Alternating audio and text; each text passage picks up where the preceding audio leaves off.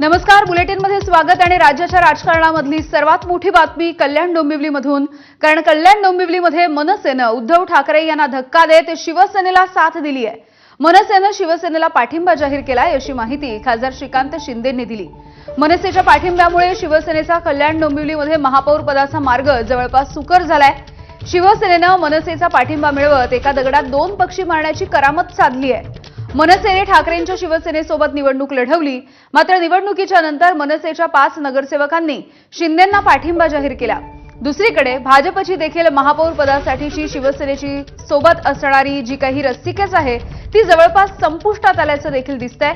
कल्याण डोंबिवलीमध्ये शिवसेनेचे 53, मनसेचे 5 नगरसेवक आहेत. असे मिळून 58 नगरसेवक होत आहेत. ठाकरेंच्या शिवसेनेचे 11, त्यांच्यापैकी 4 नगरसेवकही शिंदेंना पाठिंबा देतील अशी शक्यता आहे. त्यामुळे शिवसेनेनं बहुमताचा आकडा गाठल्याचं दिसून आलंय.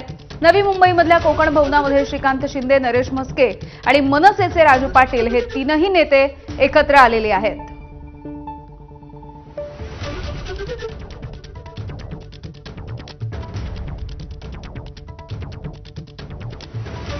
आज कल्याण डोंबिवली म्युनिसिपल कॉर्पोरेशनचे 53 शिवसेनेचे नगरसेवक यांनी जो आहे तो आपला गट जो आहे तो स्थापन केलेला आहे. इथे स्थापन करण्यासाठी आलोय. त्याचबरोबर मनसे जे आहे, मला वाटतं 5 त्यांचे नगरसेवक या ठिकाणी त्यांचा गट स्थापन करण्यासाठी आलेले आहे. आणि या ठिकाणी मनसेने जे आहे हे समर्थन जे आहे हे शिवसेनेला जे आहे या गटस्थापनेच्या निमित्ताने जे आहे हे दिलेलं आहे. सगळ्यांनी सपोर्ट करावा असं तुमचं म्हणणं आहे. मग ठाकरेंच्या उर्वरित जे 7 किंवा 8 नगरसेवक त्यांनी पण करावं तुमचं असं म्हणणं त्यांनी. अरे बघा, डेव्हलपमेंट मध्ये जो येईल त्याचं जे आहे आम्ही या ठिकाणी डेव्हलपमेंटच्या नावाने डेव्हलपमेंट करण्यासाठी भविष्यामध्ये जो कोणी बरोबर येईल त्याला जे आहे बरोबर घेण्याचं किंवा समर्थन जे आहे कोणीही देऊ शकतं ना. चांगलं काम जर आम्ही करत असू तर समर्थन कोणीही द्या आम्हाला. इथे तुम्हाला जे वाटतंय की भारतीय जनता पार्टीला बाजूला ठेवून हे काहीच होणार नाही. तसं भारतीय जनता पार्टी असेल, शिवसेना असेल आणि मनसे असेल या ठिकाणी जे आहे हे सत्ता जे आहे हे करेल. आणि उल्हासनगरमध्ये देखील शिवसेना असेल, भारतीय जनता पार्टी असेल, त्याचबरोबर वंचितने आम्हाला अगोदरच सपोर्ट त्या ठिकाणी दिलेला आहे. ह्या सगळ्यांचा मिळून जो आहे आणि साई पार्टी चा 1 नगरसेवक आहे आणि 1 अपक्ष आहे. तर हे सगळे मिळून जे आहे त्या ठिकाणी सत्ता स्थापन करणार आहोत.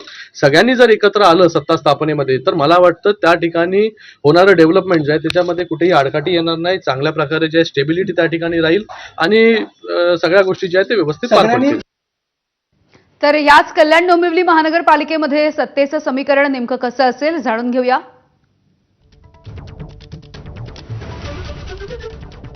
तर शिवसेना 53, मनसे 5 आणि ठाकरेंच्या शिवसेनेचे जे फुटीर 4 नगरसेवक आहेत ते एकत्र येऊ शकतात असं दिसतंय. भाजप 50, काँग्रेस 2, ठाकरेंची शिवसेना 7 आणि शरद पवारांची राष्ट्रवादी 1 जागा असं यश या ठिकाणी मिळालेलं आहे.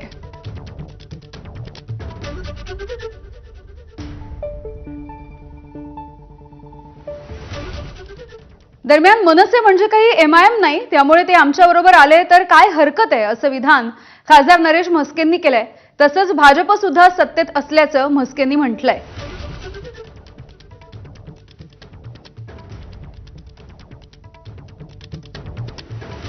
या ठिकाणी शिवसेना भाजप महायुती म्हणून कल्याण डोंबिवली महानगरपालिकेच्या निवडणुका आम्ही लढलेल्या आहेत आणि सत्तेमध्ये सुद्धा शिवसेना भाजप महायुती म्हणूनच आम्ही बसणार आहोत. जर विकासासाठी जर सर्वजण एकत्र येत असतील तर आम्ही त्यांचं स्वागतच करू. आमच्या सोबत आले तर आम्ही मनसे म्हणजे काय एमआयएम नाही आहे की त्यांना आम्ही बाजूला करायचं.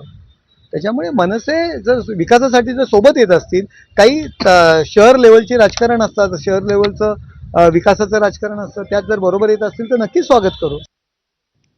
कल्याण डोंबिवलीमध्ये मनसेनं शिवसेनेला पाठिंबा दिला आणि यावरती ठाकरेंच्या शिवसेनेच्या नेत्या किशोरी पेडणेकर यांनी देखील प्रतिक्रिया दिलेली आहे. बघा, या राजकारणामध्ये ज्यांनी भाजपनी कायम सतत मुस्लिमांचा द्वेष, काँग्रेसचा द्वेष केला, तर अनेक ठिकाणी भाजप आणि काँग्रेस एक झाली आहे. त्यामुळे या राजकारणाच्या समीकरणाला काही मी फारसा आम्ही महत्त्व देत नाहीये. ते पक्षप्रमुख बघतील. सगळ्या घडामोडींवरती भाजपचे मुख्य प्रवक्ते केशव उपाध्ये यांनी टोला लगावलाय. पत्त्यांचा बंगला देखील यापेक्षा अधिक टिकतो अशी एक्स पोस्ट उपाध्येंनी केली आहे. बघूयात आपण केशव उपाध्ये नेमकं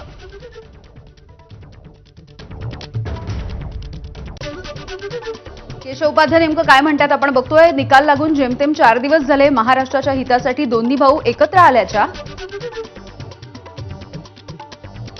उद्धव ठाकरे संजय राऊत यांच्या गगनभेदी घोषणा हवेत विरण्याच्या आधीच मनसेनं साथ सोडली. ठाकरेंच्या शिवसेनेच्या नगरसेवकांनी देखील जय महाराष्ट्र केला. पत्त्यांचा बंगला देखील यापेक्षा जास्त टिकतो असं उपाध्यांनी लिहिलंय.